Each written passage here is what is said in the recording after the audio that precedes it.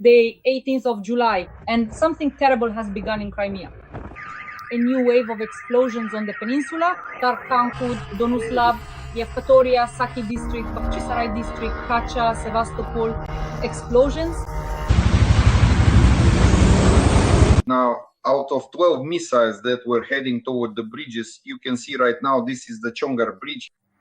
The security service of Ukraine is now officially launching a significant new phase of its special operations, specifically targeting the strategically vital Crimean bridge, various critical military facilities, key airfields, and numerous military bases. Consequently, a widespread and palpable sense of panic has already started to spread throughout Crimea. And Evacuation, we've been standing here patiently since 4 a.m. this morning, waiting for what feels like an eternity for a mere 25 minutes. In reality, it has been approximately 5 long hours. Here, for the 6th consecutive time, they have inexplicably turned us around and sent everyone back home to rest and recuperate. We will thoroughly discuss all of these pressing matters and more with the well-known and highly respected military analyst, Roman Svitan. Right now.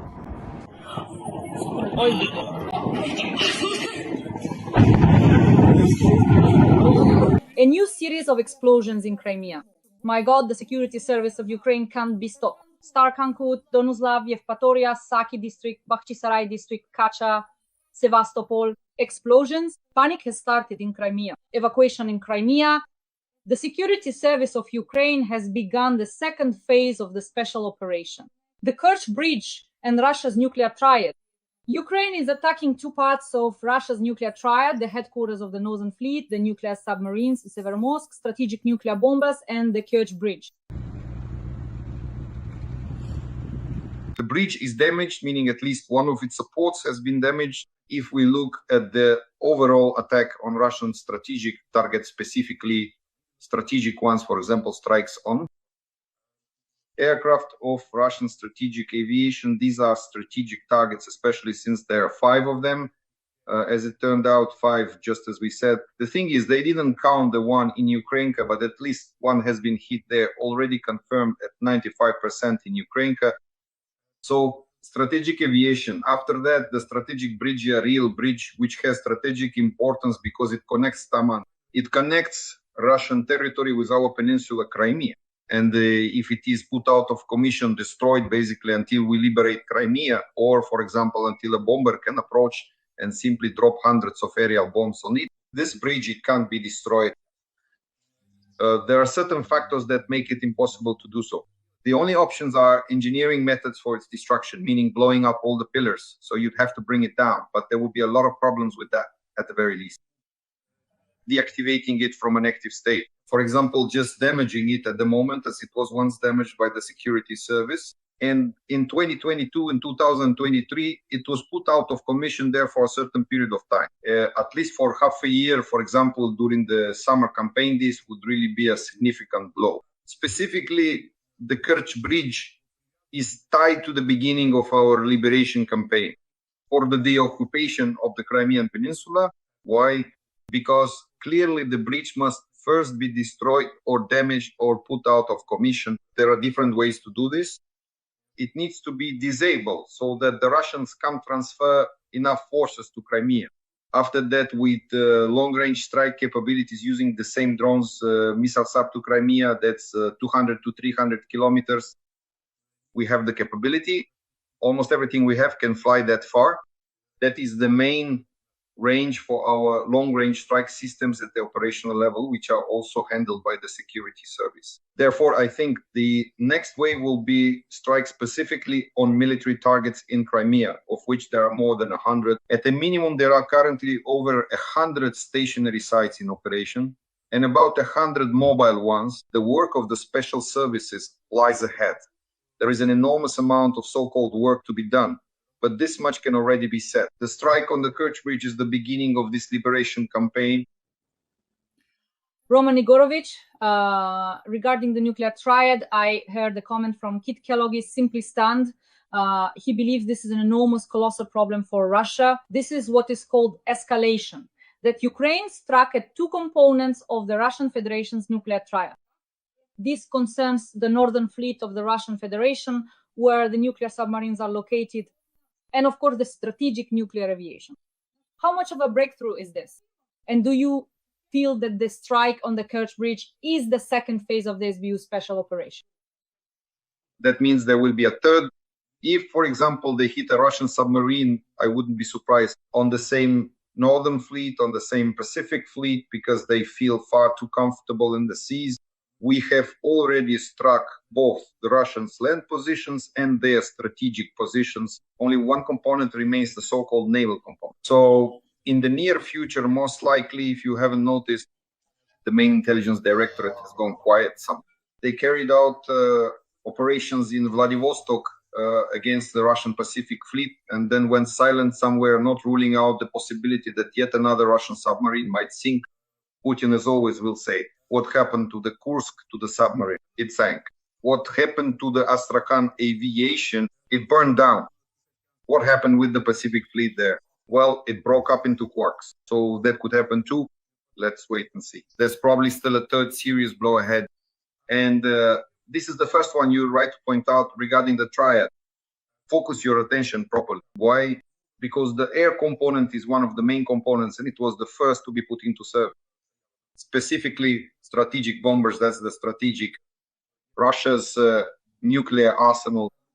Malyuk strike showed that this component no longer dominates the world, definitely. Why? Because of a $500 one, some kind of drone or sufficient number of drones can practically destroy Russia's strategic aviation. It's possible.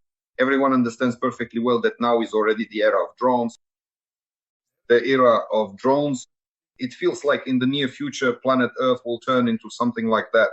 The planet of Shleziaka, no water, no vegetation, no minerals, inhabited by robots. In other words, it's inhabited by these kinds of drones. And in the end, this potential apocalypse could very well come true, the one that was once vividly shown in many classic Hollywood movies. So this significant and pressing problem truly exists in all the various countries of the world that have wisely invested in robust strategic security mechanisms and comprehensive defense systems. I mean, what was the point of investing tens of trillions of dollars over 100 years into something that in the end a $500 drone can just take out in a matter of seconds, as Malyuk demonstrated? So I would put it this way. Malyuk and the security service of Ukraine have become central at the start of a new era in security provision. Other mechanisms, the real investment should be in robots. By robots, I mean, of course, those advanced drones that are capable of accomplishing significant and complex major tasks with minimal financial funding. However, it is important to consider that all these intricate strategies in the end will inevitably be destroyed. Once, if anyone remembers, Raikin, I think it was him, may he rest in peace, once said, he had a great monologue. It was about those 6-story fools, the dinosaurs, where are they now? Extinct. But the bedbug, it's been around for 3 billion or was it 30 billion years, and it's still alive and well. That's more or less how it is now. The next era will be something along those lines. In other words, the bedbugs we're talking about now, these very small, highly advanced drones that continue to keep getting even smaller and smaller in their physical size, but without ever losing their crucial combat effectiveness or their operational capabilities. And eventually, what will they reach? To what Putin recently anticipated, together with Skabeva and the whole Russian media riffraff, they laughed about Ukrainian combat mosquitoes. Everyone was joking about combat mosquitoes. But believe me, when billions of these Ukrainian combat mosquitoes enter Russian Siberia or beyond the Urals, up to the Urals, I won't even say anything. There won't be a single Russian left there. They'll be drawn by the scent. And the Russian spirit smells so strong, oh boy, no filter can help with that. You have to wear gas masks if you're anywhere near where Russia or the Russian Federation is. So naturally, following the scent, these Ukrainian combat mosquitoes will wipe out the entire Russian herd. All this Russian federalist herd that attacked Ukraine. Roman Egorowicz, regarding the Northern Fleet and the Pacific Fleet of Russia, is it even possible to carry out a special operation there? It's definitely possible. As for the Northern Fleet, on the one hand, it's simply closer because it's just over 1,000 kilometers away, and basically we've already carried out missions there. And Lenin is not far from the base. So in principle, this direction is possible even with long-range strike systems launched from our territory. And as for Vladivostok, in some ways that's even easier. We've actually talked about this ourselves. What is Vladivostok really? Well, it's the Green Wedge, the far eastern Ukrainian People's Republic, which is populated not by robots, but by Ukrainians. Ukrainians have been there genetically for over 100 years. Tens of thousands of Ukrainians were brought there under certain programs, mostly from the Poltava and Chernihiv regions. Why is there an airfield called Chernigovka there? Well, I know this from the airfields, for example, Chernigovka, and the same with Ukrainka. Well, those are our people from Poltava and residents of the Chernihiv region back in the day. Naturally, genetic roots make themselves known. And Vladivostok is actually one of the main jewels of this green wedge of ours, the Ukrainian one. Vladivostok, of course, getting there is a bit of a challenge, all the more so because if we ultimately recognize the government's knowledge of the far eastern Ukrainian people's history, then it could even, for example, make agreements with Japan about returning those same disputed islands, like supposedly those are Japanese islands. And even Sakhalin is a Japanese island. So this issue really needs to be addressed there, and at the same time, of course, by putting pressure on the Pacific Fleet, because there are Ukrainians in the fleet as well. Do you really think our warrant officers aren't there? Yes, practically every other one for sure. Ukrainian, our good old genetic tree when it comes to warrant officers, because back in the day in the Soviet army, all the warrant officers were Ukrainians and all the warrant officers in the Navy were Ukrainians. So believe me, if the survival of our nation is at stake, this so-called ancestral gold will make it possible to sink almost the entire Pacific Fleet. And if done right, if we approach our relations with the Japanese and South Koreans correctly, they'll even help us because it's in their interest too. Roman Lenin, when you spoke with military analysts, they said that the Topol and Yars are part of the powerful nuclear arsenal of the Russian Federation. How important are these assets? For example, is the destruction of a Topol or Yars a realistic target for Ukrainian special services as well, naturally? Well, that's rather difficult, of course. The thing is, these are, after all, troops. Strategic troops, missile forces. So there's certain selection process for service there, and there are some aspects related to polygraph testing. So there's very strict control over this particular component, and it would be very difficult to get close enough to destroy these missiles. The Russians themselves, knowing that they're a bit clumsy, might end up ruining them on their own. The Topol is an excellent missile. It was first launched, I believe, back in the 1980s in the Soviet Union. Later, the Russians refined it to a more or less acceptable state. But the main foundational, so to speak, baseline starting conditions were, of course, still from the Soviet Union. They had a strong tradition there, a real rocket engineering school, especially after our Ukrainian basically bet everything on the rocket program, if I remember correctly. That is, as General Secretary of the CPSU Central Committee, Khrushchev accomplished this task and Brezhnev refined it further. Again, both of them were Ukrainian. That's why the rocket program, of course, was so well developed in the Soviet Union. The Russians picked up on certain aspects, but because the Soviet Union collapsed and the components of the overall production cycle, they ended up scattered across different republics. By the way, the main ones were here with us, right here in Ukraine, because we had the SS-18, also known as Satan. We built it at Yuzmash. Naturally, the Topol is a successor of this kind of missile program, especially the Topol-M. It's a decent missile. The next one after it is also there.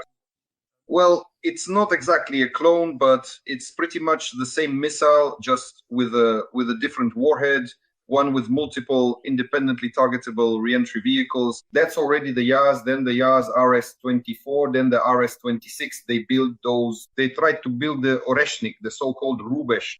That's the Rubesh, Putin called it Oreshnik. And the next line, the fourth missile there, is the RS-26. The A-28 is already the Sarmat. But The Sarmat can't even get off the launch silo anymore. Out of 7 launches, there were 6 explosions, and several silos were completely destroyed. And most likely, this whole series of missiles has been written off. In other words, they won't really have the Sarmat. They'll keep fussing over the Oreshnik like a fool with a rattle. But once its media hype dies down, at least they'll probably forget about it too. But there are 2 missiles that are serious and problematic for us and for the whole war. Those are the Topol and the Yars. They can travel more than 10,000 kilometers. These are intercontinental ballistic missiles. Both the Topol and the Yars have nuclear warheads, and the Yars has multiple independently targetable re-entry vehicles, about 6 warheads, each with its own guidance. So this is indeed a serious problem, although perhaps it's not as much of a problem for us. Since these are nuclear weapons, the Russians aren't going to use them against us. And to fire a conventional intercontinental ballistic missile at yourself is like using a microscope to hammer in a nail, because this isn't a problem for us. It's a problem for NATO generals, for the Chinese as well. In other words, these are long-range means of destruction. Our main problem is different. It's the Iskanders, the KN-23S, and the Kinjal missiles. In other words, these are aeroballistic missiles that need to be neutralized. The optimal way to neutralize the use of these missiles is, of course, to destroy Russia's hydrocarbon industry, because everything depends on it in some way, whether it's the shell casing or the gasoline. It all runs on aviation kerosene. The hydrocarbon sector needs to be destroyed. Bankova has ensured the safety of the Russian hydrocarbon sector. That's why this problem exists here, because it's very difficult to defend against a ballistic missile. We should have had our own a long time ago. It's already the 7th year. We probably could have put these missiles into serious production by now, but we still haven't seen them yet. Well, we hope that eventually we'll get them, our own ballistic missiles. But the problematic issue for us, of course, is the Russian Iskanders. So first, we need to destroy their hydrocarbon infrastructural Russian oil refineries, everything related to production. And second, of course, is air defense, that is increasing the number of anti-ballistic systems like Patriot, SMT. There is no third option. Roman Lovich, you have always said that we need to turn our attention to occupied Crimea. And now the SBU has carried out a successful special operation, and then the bridges near Melitopol were blown up. These are very important logistical hubs that connect the occupied peninsula with the occupied south of Ukraine. It sustains the enemy's grouping. How do you assess the situation now? There were explosions last night, and explosions are continuing during the day in Crimea. We are attacking military targets. Please, the floor is yours. Every voice matters. Join our community, support independent journalism, and help us bring you the truth from Ukraine. Become a member of Ukraine Today. Join us now. In Crimea, they packed in like sardines in a can several million Russians from beyond the Urals who were promised something grand, so they increased the number of Russian cattle in Crimea. Naturally, they also cramped in military facilities there for almost 11 now, the 12th year. Before that, the Russian Black Sea Fleet was based there. We allowed them to do this well, mostly our so-called great leaders who looked so far ahead that in the end they lost Crimea in the first place, initially allowing its loss in 2014. So a large number of Russian civilian occupiers, they are indeed civilian occupiers, none of the rules apply to them, none at all, but they don't even know this. Any Russian who is on the occupied territory of Ukraine is considered an occupier, and none of the conventions that apply to civilians apply to them. That is, naturally, for us, they are the same occupiers as all the other so-called Russian military combatants who are in Crimea and are subject to elimination. In principle, eliminating them in Crimea is not that difficult. Why? Because Crimea itself is an enclosed space squeezed between 2 seas, the Azov and the Black Sea. In other words, it is practically a ready-made geographic operational cauldron with only 2 entry and exit points, from Taman via the Kerch Bridge and through the land corridors connecting it to mainland Ukraine.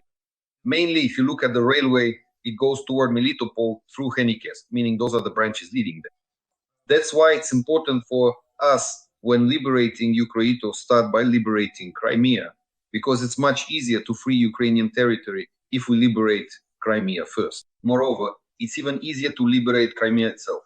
If you compare the ratio of forces and resources needed with those required for liberating Donbas, you need an order of magnitude fewer forces and resources to liberate Crimea than to liberate Donbas. That's why, without a doubt, Crimea is simply begging to be the very first to break free from Russian captivity.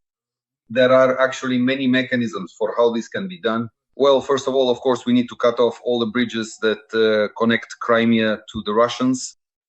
There are several of these bridges. Well, the first bridge is the Kerch Bridge. Moreover, there are several. There's a railway bridge, a road bridge, an energy bridge, a fuel bridge, and a water bridge. All of these are part of the Kerch system, the whole Kerch Bridge system, and it's absolutely necessary. All five of these bridges must be destroyed in this sense. The second bridge nearby, next to the Kerch Bridge, is the ferry crossing. The floating docks need to be destroyed. The floating docks, and of course, especially the railway ferries.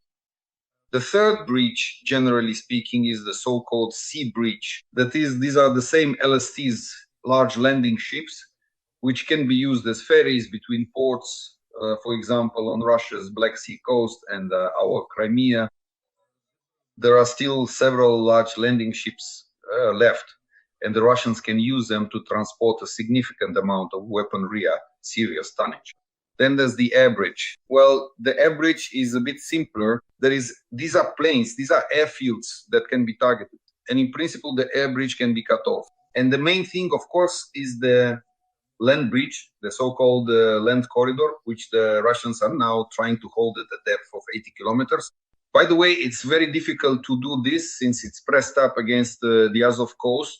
And there are several branches running through. There are both highways and railway lines. So, of course, those can be targeted as well, starting from Rostov, Taganrog, then through the Meuse, then across the Kalmius bridges. But realistically, for us, it's very close, about 80 to 100 kilometers to Melitopol and to the crossings, both types, meaning the northern crossings. And in principle, that's probably what we'll do. So these strikes that happen simultaneously, both on the Kerch Bridge and the bridge near Melitopol area, precisely on railway junctions. And that's exactly what this is about. First, cut off the supply systems and then hit them with long-range strike assets, which we have well. Everyone understands perfectly. If we manage to gather nearly 1,000 drones for Moscow, then we can definitely find 500 drones for Crimea once a week. The main thing now is to retarget specifically to this component. And the milestone regarding the liberation of Crimea is the third strike on the Kerch Bridge. You could say that the liberation of Crimea will begin with this strike. First, with long-range strike assets, they will dismantle Crimea molecule by molecule over the course of, well, half a year or even a year. Realistically, if you break it down by actions, first for several months up to a year, drones and missiles need to be used to strike military targets in Crimea. And only then, starting next spring, or maybe during the summer campaign of 2026, will our troops actually move into Crimea by land. But that's the optimal scenario. Of course, without air support, it's impossible to advance. That's why I think by next spring, we'll have enough Air Force units to support a ground operation. And for a year, we'll be relentlessly targeting Crimea. All in all, the upcoming summer of 2025 in Crimea promises to be an exceptionally hot one indeed. Absolutely. And the Russians really need to remember, we talked about this with you back in 2023. They need to learn how to swim because the Kerch Bridge will be gone. The exits from Crimea will definitely be under control. That's why Russians will have to paddle out of Crimea freestyle, breaststroke, or doggy paddle if they don't leave now by car or train, because those options simply won't exist. Run, you racists, get out of Crimea. Friends, please like this video. Let us know in the comments what you think about our special operations, about the second and third phases of the SBU special operation. And Roman Grigorievich and I are continuing. So the SBU's web operation can be put on par with the elimination of Osama bin Laden, according to US Senator Richard Blumenthal. He called the operation itself proof of Ukraine's skill and determination. He says these strikes disprove the false narrative that Ukraine is losing the war and could shift momentum in Washington toward increasing aid to Ukraine. They can hit air bases 4,000 miles from Ukraine. They can strike anywhere. In terms of sheer skill and audacity, these attacks can be ranked alongside the US raid on Osama bin Laden and the Israeli pager operation as some of the greatest military achievements in recent years. Roman Grigorievich, please comment.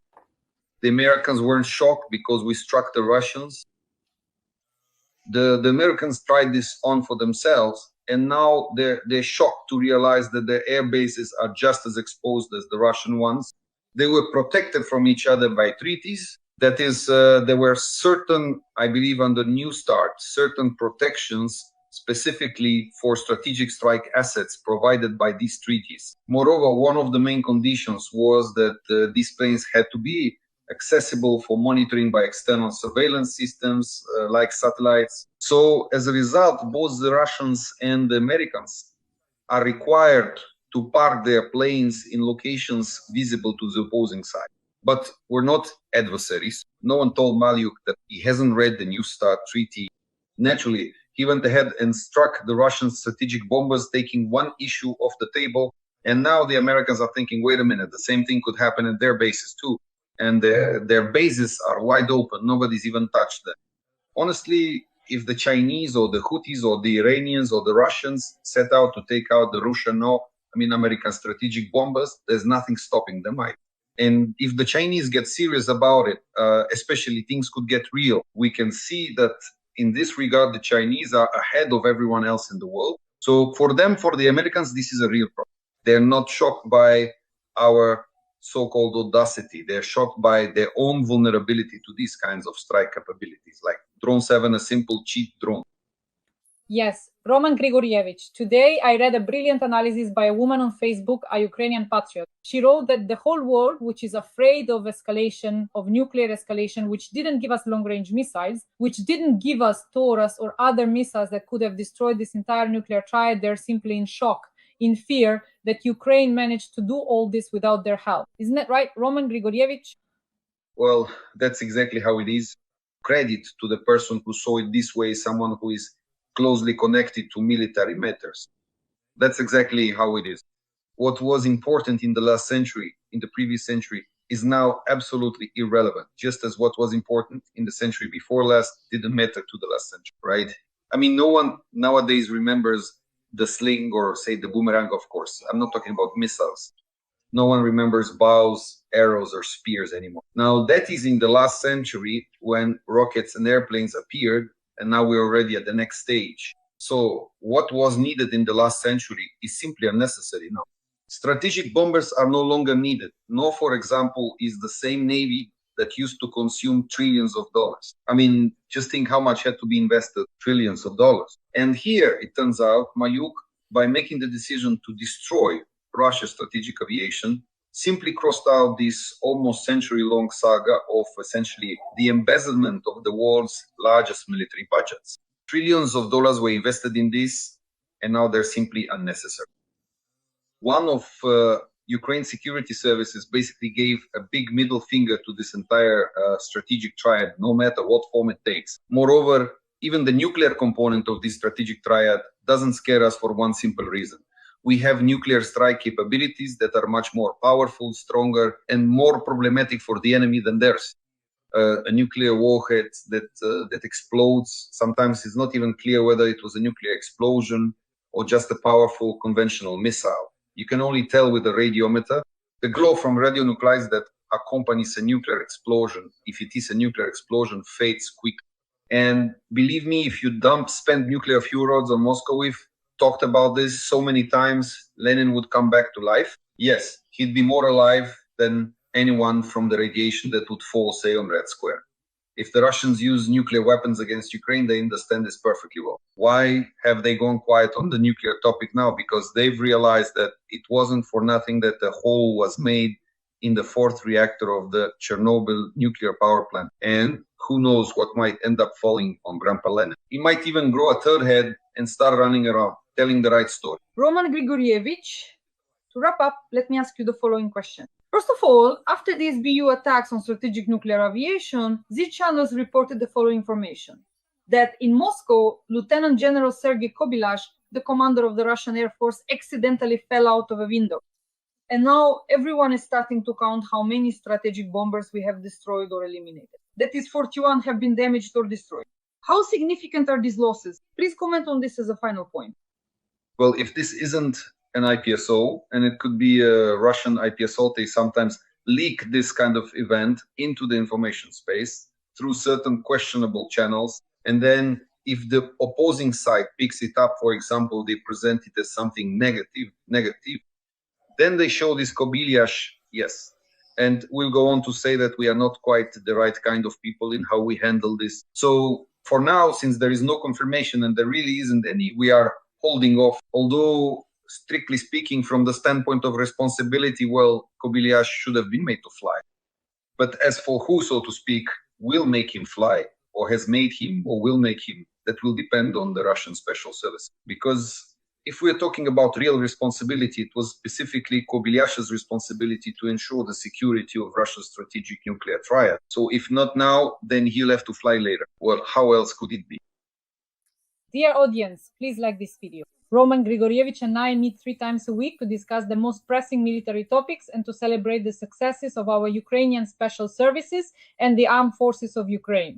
We thank them. Our deepest respect, the well-known analyst Roman Svitan, Roman Grigorievich. Thank you very much. As always, see you again soon this week. Goodbye.